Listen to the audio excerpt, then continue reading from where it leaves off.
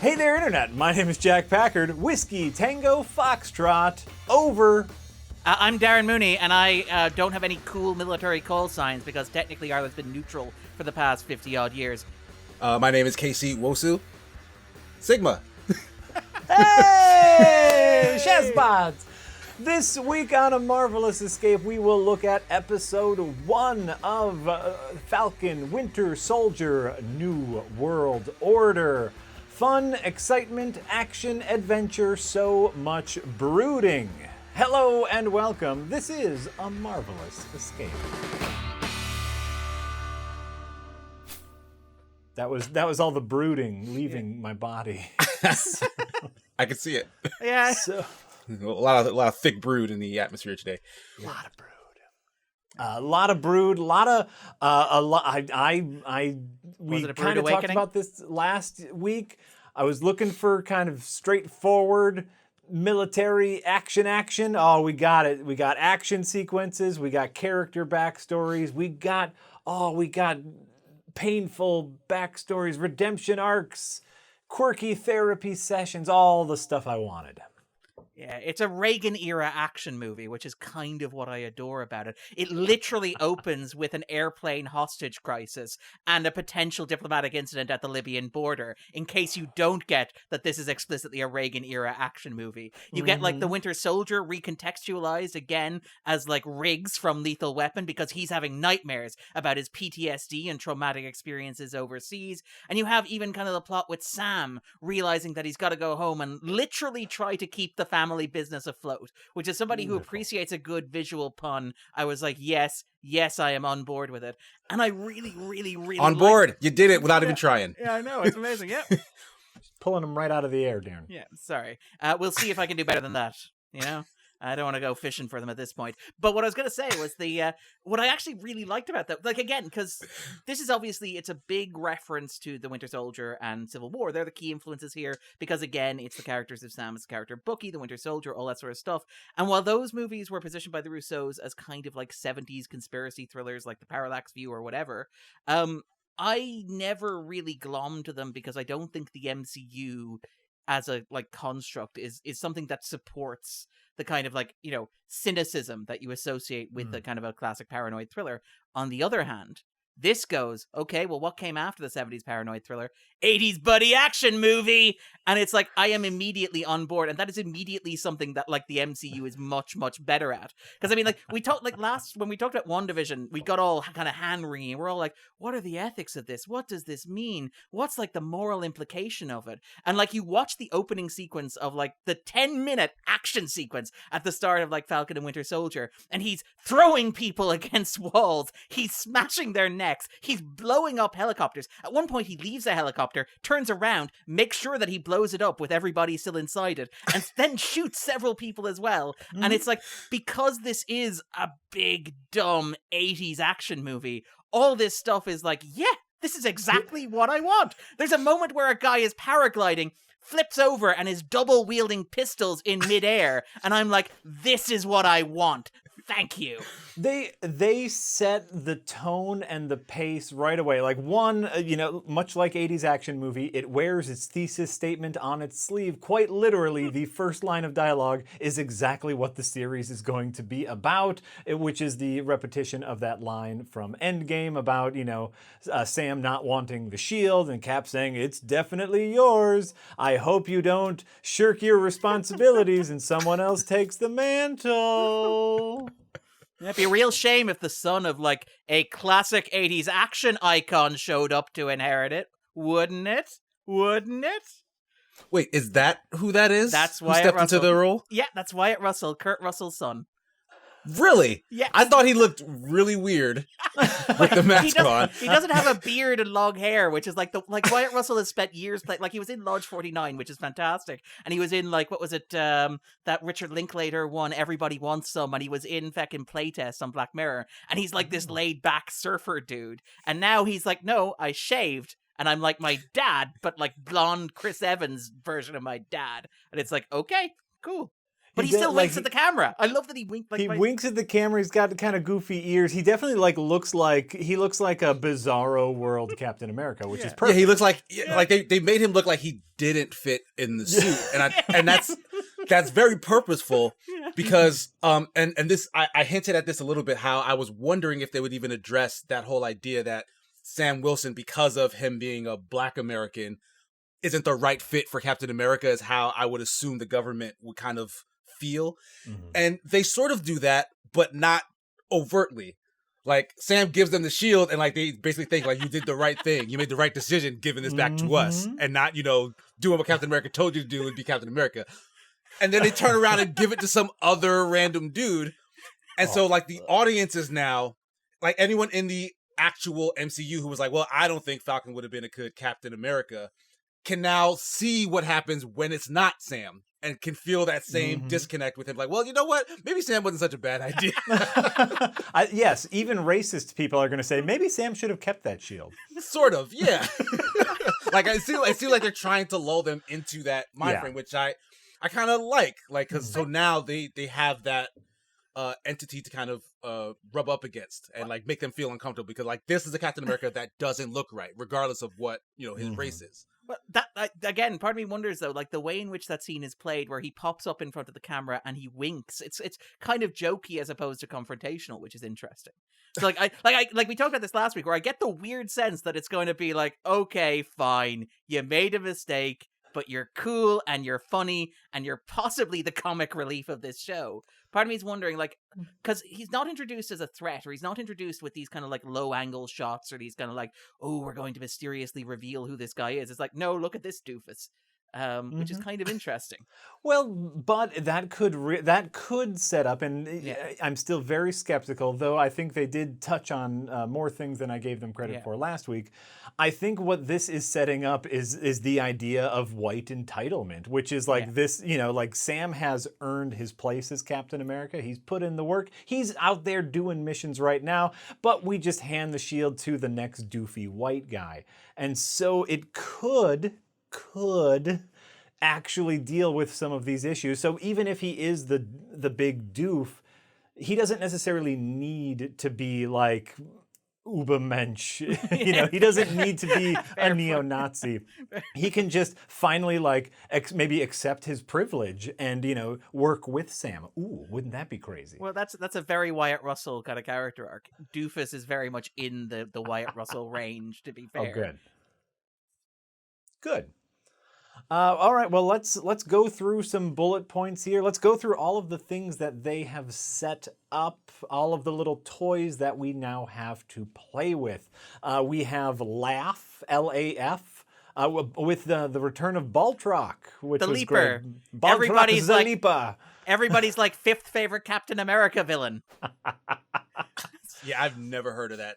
He was the bad guy from Winter Soldier. He appears in the opening sequence of Winter Soldier as well. Because they do that thing where they directly parallel the introductory sequences. It's like the opening sequence of Winter Soldier is Nat and Cap on the kind of helicopter getting ready to jump out and kind of get into a hostage situation. So here you have, again, because symmetry, you have Falcon doing the exact same thing, which is very clever and very nice, and really like, because as a dude who likes structure, I'm like, yeah, I see what you're doing and I appreciate it. But yeah, so it's like Winter Soldier opens with Steve jumping onto a boat to defeat Baltrock, and sort of Falcon the Winter Soldier's like, no, we're going to shake things up. What if Falcon leaps onto a plane to fight Baltrock? It's like, yeah, in the comics, he's a guy who jumps real good. He's the Leaper. That's his name. And he's Baltrock French. is the Leaper. Yeah. Because like frogs. It's super dumb. Okay. I love that you had to make that connection. It's like no, but like now that he said it, now it has all clicked. It's all getting in there. That sounds very comic booky. Welcome to Stan Lee's imagination. He's a throwaway bad guy from the Winter Soldier. He's that first bad guy. Remember, the captain has his little like fisticuff showdown with Baltrock on the boat. Yeah. Excellent fight sequence. Yeah, I remember. But it's really nice that they are pulling at these. I guess we can call them nostalgic threads, but really they're connecting threads. Sam is picking up where Captain America left off, taking on Captain America's literal enemies in similar fashions, but in Falcon fashions. Yeah, and in a That was a Tony cape, Scott or maybe. Catherine Bigelow kind of action sequence. Again, I feel like we undersell how amazing that 10-minute action sequence was. It's so Oh good. no, it was legitimately like quality, high budget action thrills. And I know I was like selling like Falcon's character a little short the last time I was talking about him, but I do think like in all of the Marvel movies, like his action sequences are genuinely like exciting. Like it's cool that he can fly and like spin around and dodge all this stuff in the air. Like it's cool cinematography. And this is kind of just an extended look at him and what he does well. So I do think it's different than like Captain America style action. Like the Winter Soldier got his own little flashback of action stuff as well. And that's pretty much a lot more in line with like some of the other Captain America style action scenes. But Falcon is a kind of unique action sequence that I do hope we'll get to see a lot more interesting uses of, because it may start to get a little samey. Like how many times is a guy gonna like Hijack spin in a a plane. circle, like lead a rocket back to a thing, and then like do Right. a bunch It's of like- rolls. Not It's like all the of his enemies Aquaman are gonna... problem. Yeah, it's the Aquaman problem. It's The like, Aquaman well, problem. Falcon, we have a problem. There's a dude who's hijacked a subway car. It's like, I feel like that's not really in my area of expertise, I'm afraid. Sorry. Like if the enemy army also has flight suits and they are paragliding, I'm I'm your like- guy. That's where I'm there for. Like, so no one accounted for the fact that Falcon could be showing up to this mission. The backup plan, should we get into trouble, is to jump out of the plane in flight suits. Like, which I love, by the way. I love that was their backup plan because because Falcon is such a low threat in their mind. They're like, he's not going to show up. Who cares about Falcon? We'll fly out of here. They'll never be able to catch us. It was great. And again, like, I think Casey was right. It's a very different kind of action sequence than the Russos used on, like, the Winter Soldier and on Civil War. And again, like, I'll go back. The Winter Soldier arguably has some of the best action in the MCU, but it's very physical. Again, sort of like the casting of various actors and roles. Fisticuffs. Yeah. Fisticuffs and gun lockdowns, the elevator fight sequence, the one that we think about. This is very much, again, like, it's like a Tony Scott or a Catherine Bigelow kind of, like, action sequence. It reminded me a lot of, say, Point Break. Or, like, to be honest, it reminded me a lot of, if you remember Terminal Velocity. Does anybody remember Terminal Velocity? Fuck Do you remember? yeah. Yeah. Do you remember Drop Zone with Wesley Snipes? drop zone, yes. Oh yeah, Terminal Velocity was like Drop Zone with Charlie Sheen. They were very, very big in the 90s. These kind of like paragliding action movies. Again, Point Break. It's extreme sports. It's extreme sports and an action movie. And again, I thought that was a very clever, very conscious choice because, again, like the key motif of the show is, we need new heroes for a new world. And obviously that's a very earnest theme in terms of giving the Shield, having a black man be Captain America in 2021 is a big deal. But also I like that it's like, yeah, but also paranoid thrillers are so 1970s. We need a new hero for a Reagan era action movie. Again, I think they're wearing their heart on their sleeve here. Yeah.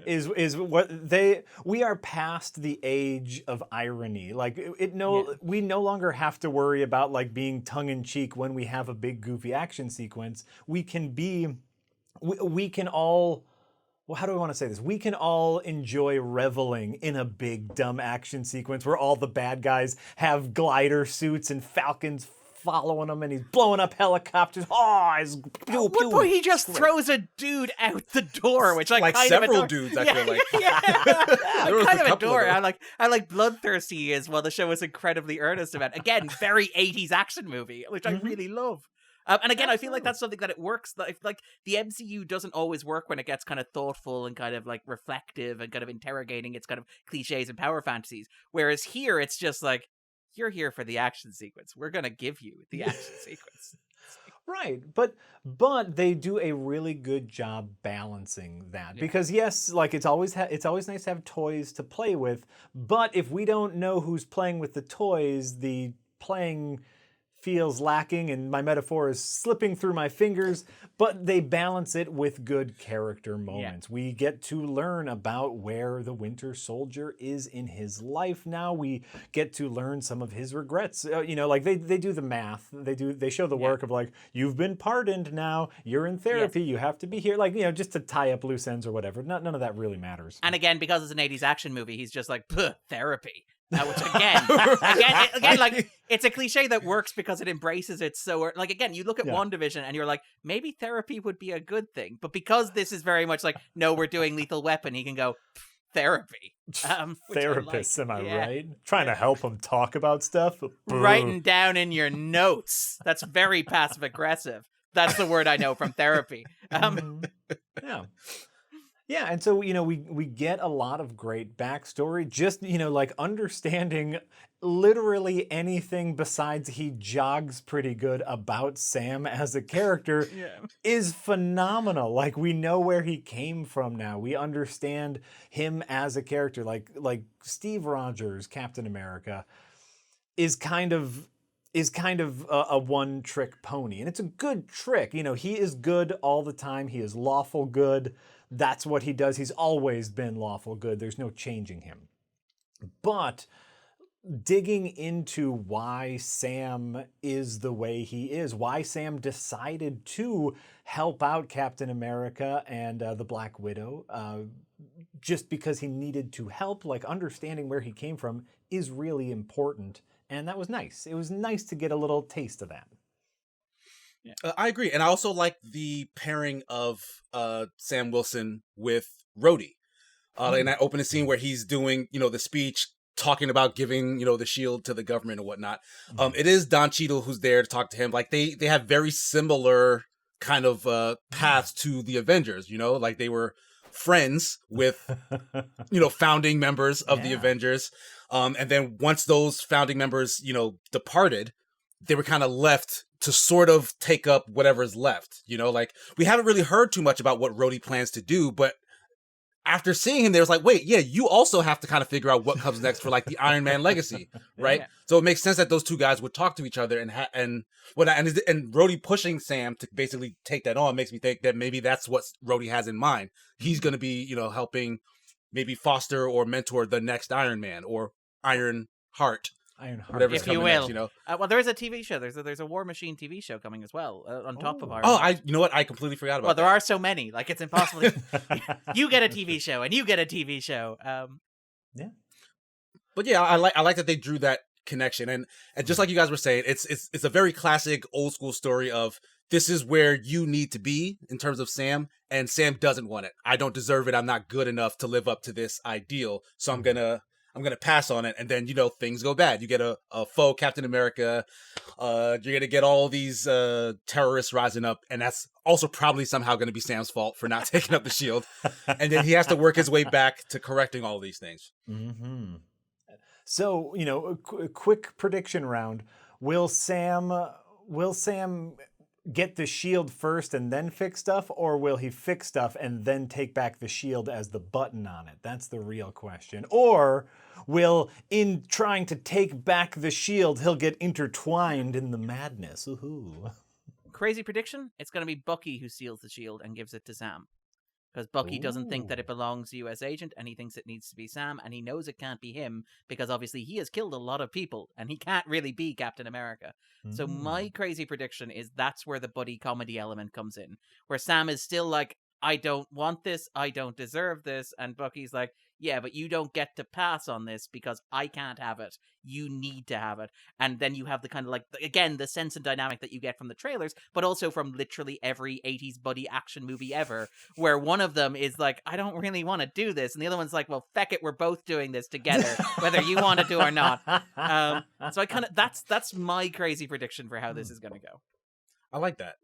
Mm-hmm. Like, I do think they, like, as they're presented in the first episode, it feels like their personalities are the opposite. Like it's Sam who, after seeing this version of Captain America, would want it, and it's Bucky who it's Bucky who's like it's a dumb movie. Captain Iron who's Arm reluctant to like get back into the fight, like he's been fighting for 90 years, he says in therapy, and so like he's the one who's like, I keep trying to get out and they try to pull me back in. I feel like it's Sam who's gonna reach out to him because apparently he's been texting him and he hasn't been responding.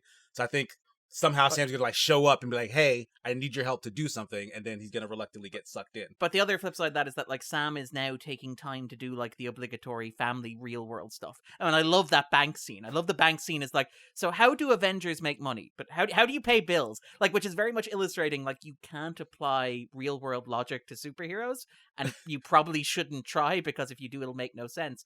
But like Sam is trying to get back into kind of the real world and reconnect with his family. On the other hand, like Bucky, when you see him in therapy, he's talking about how, sure, he's dealing with the trauma, but he's also still going round tidying up after the Winter Soldier stuff. He's still dealing with senators who are members or were members of Hydra. He's still exposing them. He's still actively kind of superheroing, as opposed to Sam kind of giving the shield back and taking a breather. So I can kind of see, and again, it's weird because it's literally the lethal weapon setup.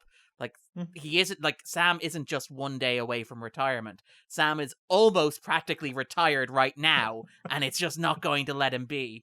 So I can kind of see it. And by the way, I'm very okay with that. As someone who loves Lethal Weapon, I'm very okay that they're just, if you're going to steal from the best. That's what they say. Right, but that's like actually a really interesting dynamic. Is Sam is freelancing basically for the Air Force. Whenever they need help, he'll come in and contract for them, but is actively looking to get out of that. Whereas Bucky is actively looking to stay in that world to clean up his own mess. And that'll probably be the want versus need swap for Sam, right? Where he wants to get out, but he needs to stay in to preserve the Captain America name. I can see it. It's kind of interesting that the episode kept the two of them apart, actually, which I thought was kind of interesting as well. Yeah, I thought it would end on them Yeah. having to face off with each other, and then we'd look forward to that going into the next one. But the fact that they didn't makes me think, oh, maybe it'll be a couple episodes before we actually get that that moment where they have to work together. I could be wrong, of course, but one thing we also didn't see at all was Sharon Carter, and that was a prediction that I had, was that she would be left out of a lot of this story. Yeah. And from episode 1, we don't even get like a glance at her. So, Yeah. Do we think actually next week's cliffhanger is going to be the two of them meeting? Actually, is that going to be the hook next week? So like next week will bring Sam and Bucky together, and then the cliffhanger will be the two of them facing off, and that gives us kind of a week of speculation around, oh, what happens now? Like, do we think they'll hold back, or do we think next week will just be Act 1 they're together? I think it's definitely going to hold back. I think based off of this episode, I think, and tell me if I'm reaching here, I think that Sam is under the belief that it's Bucky under the black mask. I mean, you don't know too many people who have superpowers. Yeah. Theoretically.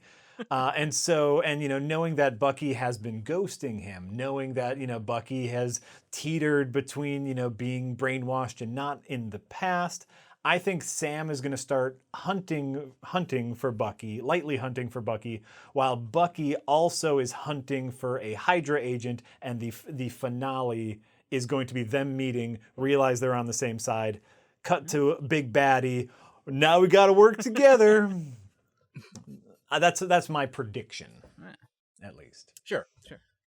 I think it would have been like a perfect end for the first episode. Like, the show is called Falcon and the Winter Soldier, so like to have them get their big separate intros and then bam, here they are, and now's the show where they hang out for the rest of it. Would have made sense in the first episode, but the restraint that they held there makes me feel like maybe they have longer arcs planned for them. So like maybe they will hold off, like and do the Game of Thrones thing where like your favorite characters are having their own separate things, like they don't know what's happening on the other side, and also like what do you call it, Stranger Things, where like all these different groups of characters are doing all this stuff, and you get like a really big rush of like endorphins once they come together, like maybe halfway through or near the end even. Absolutely. Give me that delayed gratification. Ooh, yeah. Right. Worth pointing out, this is 6 episodes, actually. I think last week we said it was 8. It is actually 6, it turns out. Oh, Now, to be fair, they are feature length, so I suspect next week is the Act 1 break. And again, because when we looked at WandaVision had very clear act breaks. So the first act break was the episode outside the bubble, where it's like, oh, by the way, in case you were confused by the previous 3 episodes. And then the act break at the end of the second act was like, we're giving up the whole sitcom format. It was Agatha all along. We're just going to do backstory exposition stuff. It's going to go slowly now. So I kind of suspect that this may have a similar kind of structure where the first act is the 2 of them apart, and then the second act is the 2 of them together. And again, with the other thread that we haven't really talked about is the flag smasher stuff, although that's all very vague and very abstract. But that's the one with obviously Zemo. One has to assume that's Zemo's narrative thread, right? We have not seen any Zemo. You know, we saw his name on Bucky's list. That's the extent we've seen. We know that the Flag Smashers, we got like a snippet of backstory from Soldier Friend, from Falcon's little Soldier Friend guy. And we know that they stole a bunch of money, and they are kind of they want to abolish borders for free trade and free movement, and again, like it feels very much like the show is going, look, you get an African American Captain America. We just want to assure everybody else that this isn't some kind of crazy radical hippie TV show here. Just to be clear, which again, because it's a Reagan era 80s action movie, I'm kind of like, I can go with it. That's just it's just really part of the territory, really. Well, and I'm like they kept it so vague and throwaway. They're like, they want stuff, but like the first time we actually see them, they are stealing big bundles of money. So it's like, okay, yeah, great. Well, that's Die Hard. That's the Die Hard setup. It's like they look like they're ideological driven terrorists, but instead it's like, no, we just want lots of money because again, 80s. Exactly. And by the way, like I'm super okay with that. Yeah. Which is great. So we got a little bit of them. That's where the superpowered guy comes in. He was the big muscle for stealing the money for the people with the black masks and the palm on. What are they called again? Flag Smashers.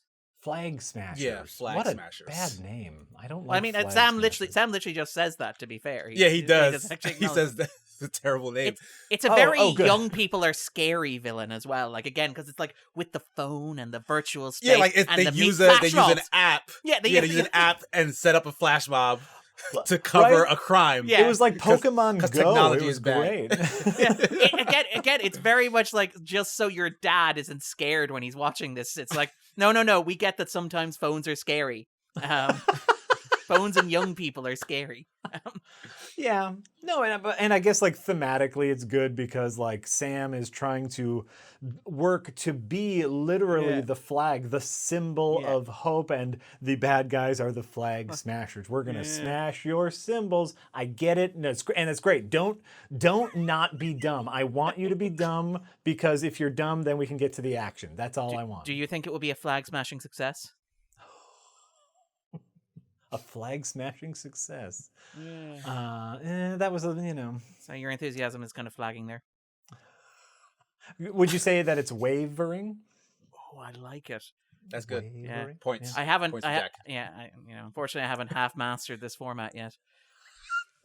I like where that was going. But it didn't land. It that was didn't good. Land. No, you know what, Darren? I think I'm just happy that you ran it up the pole. That's all you can do.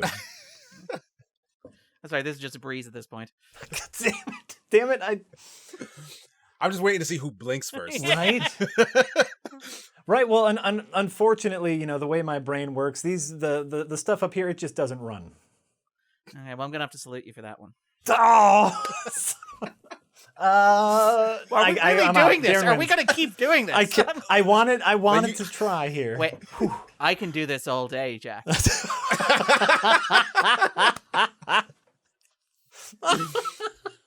Man, the knockout punch. So not only did Darren handily win that battle, he then kicked me while I was down. Congratulations, Darren. Like there's a flag through Jack's chest while he's on the ground, and the waving flag has Darren's face on it. Dang it! No, I concede.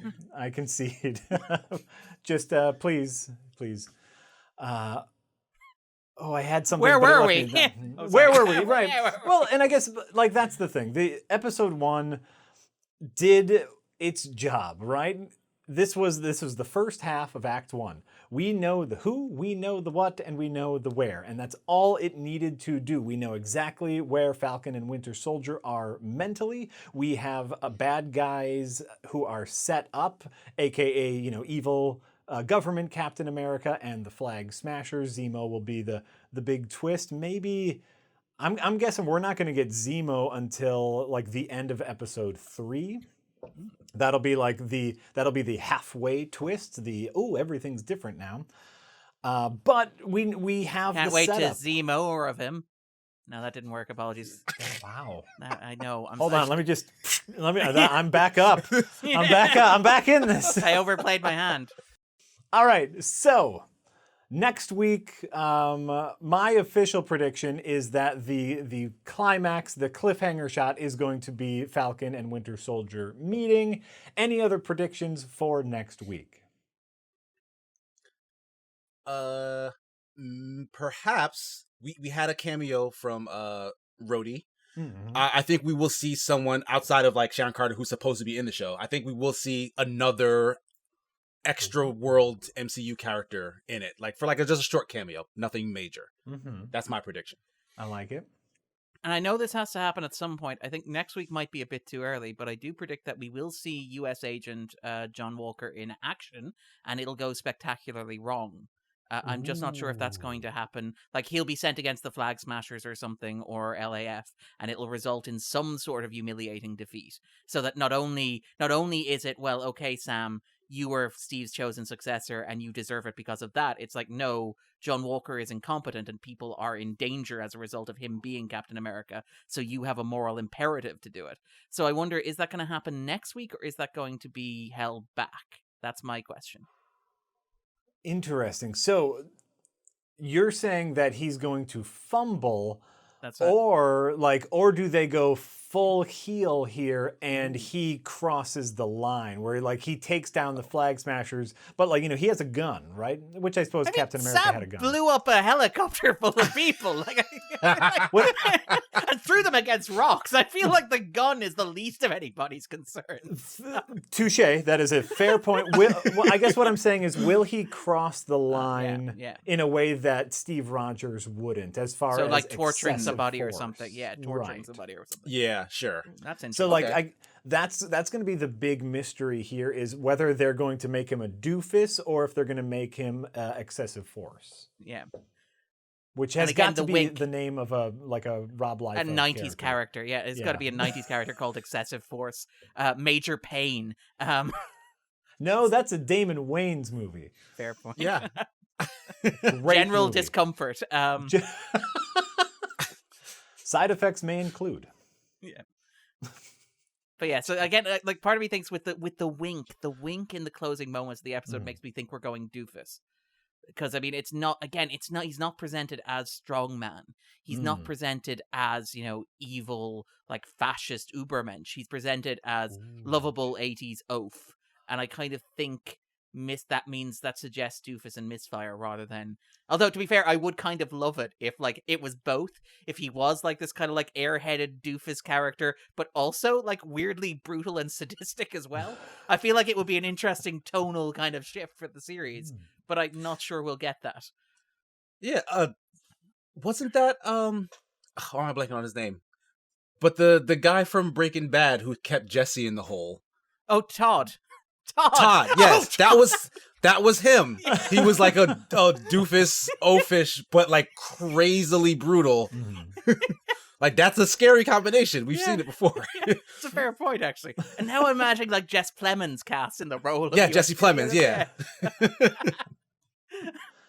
So what I think we're going to see here is Captain Doofus messing up the day, Sam coming in, fixing it, cleaning it up, but the government still giving all the credit to Captain Doofus in some sort of it's really important, Sam. We really appreciate all the hard work, but it's really important that we have a hero to rally behind, don't you think? We're going to get that speech exactly, and that will just help set up the white privilege themes, which could be really fun. Yeah.